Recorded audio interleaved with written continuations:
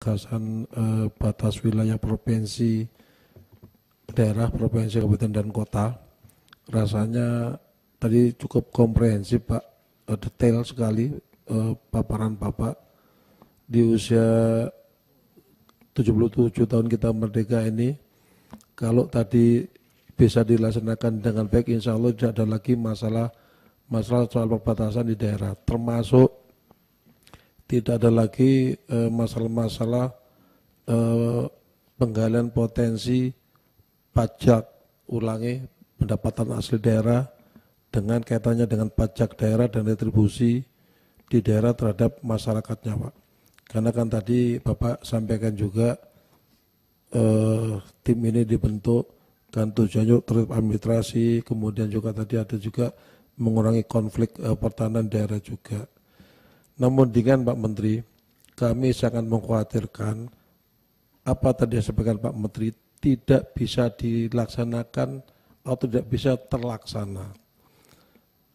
Ini kekhawatiran ini terjadi Pak Menteri karena hari ini yang kami contohkan di kota Surabaya aja masa konflik tanah hijau tidak kurang Pak Menteri itu kalau saya lihat sudah bikin surat 2 kali Pak, baik itu Dirjen Atwil maupun Dirjen Otonomi Daerah, tapi juga tidak dilaksanakan Pak oleh wali kotanya atau gubernurnya Pak.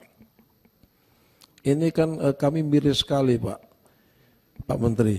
Ini terjadi Pak kalau menurut pemahaman kami karena para kepala di daerah itu baik gubernur maupun bupati merasa tidak ada keharusan untuk mentaati Bapak atau Presiden karena mereka merasa kekuasaannya dilegitimasi langsung oleh rakyat yaitu melalui pemilu langsung itu Pak Menteri.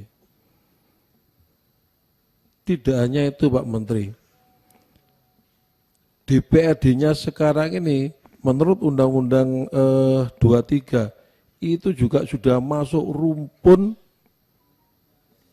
penyelenggara pemerintahan, bukan lagi rumpun DPR seperti yang kita pahami di dalam Undang-Undang MD3. Belum lagi juga inspektor di daerah ini juga kalau kita lihat sekarang ini itu juga tumpul, tidak ada gregetnya di dalam pengawasan penyelenggaraan pemerintahan di daerah. Belum lagi Bapak Menteri, mohon maaf, termasuk BPK sebagai pengawas pembangunan juga di daerah, ini juga kemarin ada juga bukti bahwa kerjasama juga dengan kepala daerahnya. Jadi Pak Menteri,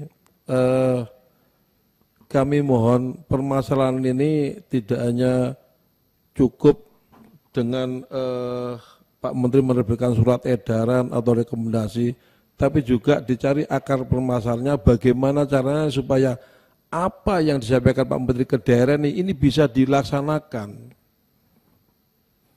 Kalau dirasa kepala daerah di tingkat provinsi, kabupaten, kota ini menghambat perhatian pemerintah pusat untuk mensejahterakan masyarakatnya di daerah, ya sesuai yang diamanatkan dalam pembukaan Undang-Undang Dasar 45, mohon dikaji itu Undang-Undang Pemilu tentang pemilu langsung bagi kepala daerah pilkada itu Pak Menteri. Karena kalau menurut saya ini bukan akar permasalahan sehingga apa-apa yang pemerintah pusat kehendaki untuk memajukan rakyat atau masyarakat rakyat di daerah ini kadang-kadang terhambat oleh para kepala daerah termasuk penegasan batas wilayah daerah provinsi ini. Kemudian kami juga mohon bantuannya dipertimbangkan juga untuk meninjau Undang-Undang nomor 23 dikembalikan lagi DPRD kepada rumpun DPR. Artinya di sana memang betul-betul punya fungsi pengawasan, fungsi legislasi, juga fungsi anggaran secara absolut, tidak lagi sebagai masuk rumpun penyelenggara pemerintah daerah.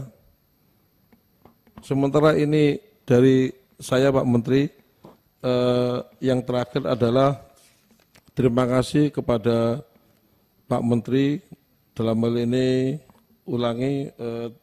dalam hal ini ke Dirjen Atwil dan Dirjen Otoda yang sudah berkirim surat kepada Gubernur Gubernur Jawa Timur dalam rangka mencari solusi penyelesaian surat hijau termasuk retribusi dan pajak daerah. Namun demikian kembali lagi kepada Bapak Menteri, kami mohon bagaimana caranya rekomendasi atau surat dari Dirjen Awil dan Dirjen Otoda itu dilaksanakan oleh Wali Kota Surabaya. Karena sampai hari ini surat yang tahun 2019 saja itu belum dilaksanakan.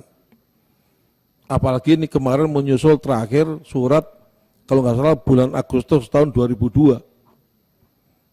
Mohon perhatiannya kepada Pak Menteri. Terima kasih. Wassalamualaikum warahmatullahi wabarakatuh. Waalaikumsalam warahmatullahi wabarakatuh. Terima kasih.